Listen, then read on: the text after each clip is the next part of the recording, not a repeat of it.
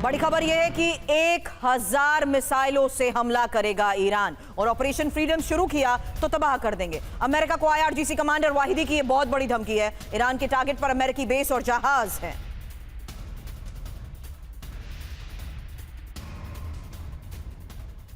तो 1000 मिसाइलों से हमला करेगा ईरान, ये एक बहुत बड़ी खबर है। और अमेरिकी ठिकानों पर हमले के लिए 1000 मिसाइलों की तैयारी। वहीं ईरान के टारगेट पर अमेरिकी बेस और जहाज हैं। IRGC कमांडर अहमद वाहिदी की ये बड़ी चेतावनी है। ऑपरेशन फ्रीडम फिर शुरू किया तो तबाह कर देंगे। मिडिल ईस्ट तुरंत छोड़ दें अमेरिका, और मिडिल ईस्ट का नया बॉस ईरान ही है। हालांकि इसी को लेकर अनुज माथुर सर, ये सवाल पहले भी था। ईरान तो साफ कर चुका है कि पहले हमने आपके सिर्फ और सिर्फ एम्बेसीज को हिट किया, अब हम आपके बेस को हिट करने के बाद सीधा आपके वॉरशिप्स को हिट करने की तैयारी कर चुके हैं। ये तैनाती, ये प्रोजेक्शन अभी तक एक स्ट्रैटेजी मानी जा रही थी दबाव की सर, उसका तो कोई असर नहीं हुआ। लेकिन अब बात अगर ऑपरेशंस की आती है तो इस तरह की तैनाती किस बात का संकेत देती है? ऑपरेशंस कैसे मुमकिन हो सकते हैं और किस स्तर पर हो सकते हैं सर? सुरभि, देखिए, ये जो बातचीत हो रही है अभी भी मेरा ये मानना है कि ये साइकोलॉजिकल वॉरफेयर का कहीं ना कहीं हिस्सा है। एक बात मैं बिल्कुल क्लियर, मेरी समझ ये है कि अमेरिका की और ईरान की जो मिलिट्री माइट है उसमें जमीन आसमान का अंतर है।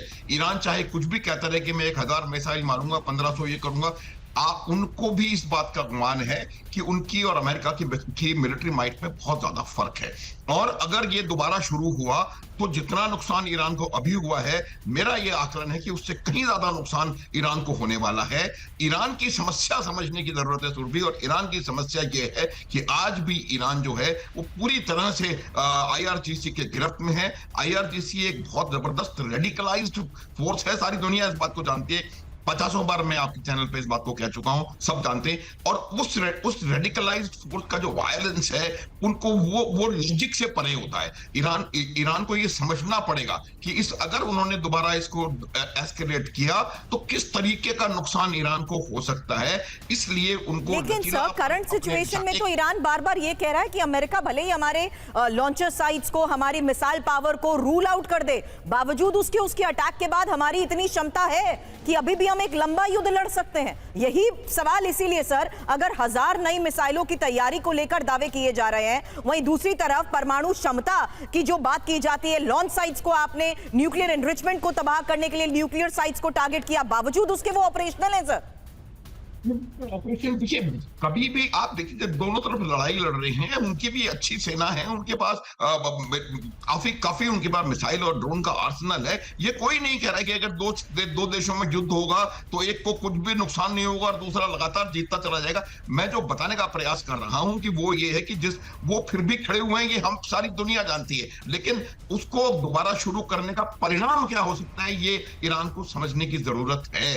ईरान, आज मेरा ये मानना है कि जो टाइम पहले ईरान की तरफ था, वो ईरान से time is moving away from Iran. जो table seem to have overturned, और जितना लंबा ये युद्ध खींचेगा उतना ईरान को ज्यादा परेशानी होगी, आर्थिक रूप से भी और निश्चित रूप से मिलिट्री रूप से, अगर इसको दोबारा एस्केलेट करने की कोशिश। बट करंट टाइमलाइन को देखते हुए जहाजों को कब्जे में लेना, ऑयल टैंकर पर हमले, इससे तो ईरान और ज्यादा भड़क रहा है। यही अगली खबर है, मिडिल ईस्ट के अमेरिकी ठिकानों को दहलाने की धमकी दे रहा है। जहाजों पर फायरिंग हुई तो अमेरिकी जहाज टारगेट होंगे ही। और IRGC के हवाले से ईरानी मीडिया इसको लेकर क्या दावा कर रही है, ये एक और बड़ी खबर है, जहां साफ है कि ईरान ने अपने टारगेट तय कर रखे हैं और ईरान के टारगेट पर होंगे US बेस। हालांकि मिडिल ईस्ट में सभी अमेरिकी ठिकानों को दहलाने की जो धमकी दी गई है, उसमें आज की खबर यह है कि जहाजों पर फायरिंग हुई तो अमेरिकी बेस टारगेट होंगे। फारस की खाड़ी से अरब सागर तक जहाज तबाह करेंगे, ये IRGC दावा कर रहा है। कतर कोस्ट के पास ईरान से जुड़े जहाज में भी आग को लेकर UK मैरीटाइम सेंटर की तरफ से दावा किया गया। 2 दिन में 3 ईरानी जहाजों पर सुपर हॉर्नेट जेट से फायरिंग की गई,